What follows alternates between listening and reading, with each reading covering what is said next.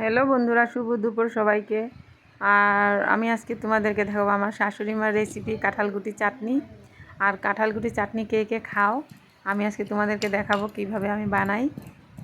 দেখো, আমি কাঁঠালগুটিগুলি পুরা দিয়ে তারপরে বাকলাগুলি ছুলে নিয়ে তারপরে কি করলাম, এগুলি সব কুটে নিলাম। নেওয়ার পরে যে পেঁয়াজ কুচি আর শুকনা লঙ্কা পুরা আর শুকনা মাছ পুরা আর এই কটা দিয়া শীতল পুরা, এইগুলো জিনিস দিয়ে একসাথে চাটনিটা মাখা হবে এখন। তারপর মজাচ্ছে খাবো। এটা অনেক পুরানা রেসিপি, এটা আমার শাশুড়ির রেসিপি। শাশুড়ি থেকে আমি খাওয়াটা শিখেছি।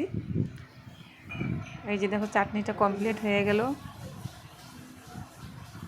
আমি এখন থালে নিয়ে নিব। আমি কলা পাতাতে ভাত খাই মাঝে মাঝে, আর এই চাটনিটা দিয়ে খাবো, তার জন্য কলা পাতা নিলাম। খুব ভালো লাগে আমার খেতে। এখন আমি খেয়ে দেখাই তোমাদেরকে। সবার প্রথমেই আমি চাটনি দিয়ে খেলাম, আমার তো খুব মজা লাগলো।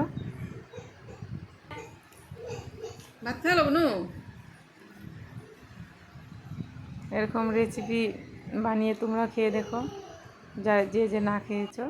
বাই সবাইকে, আমার তো খুব ভালো লাগলো খেয়ে।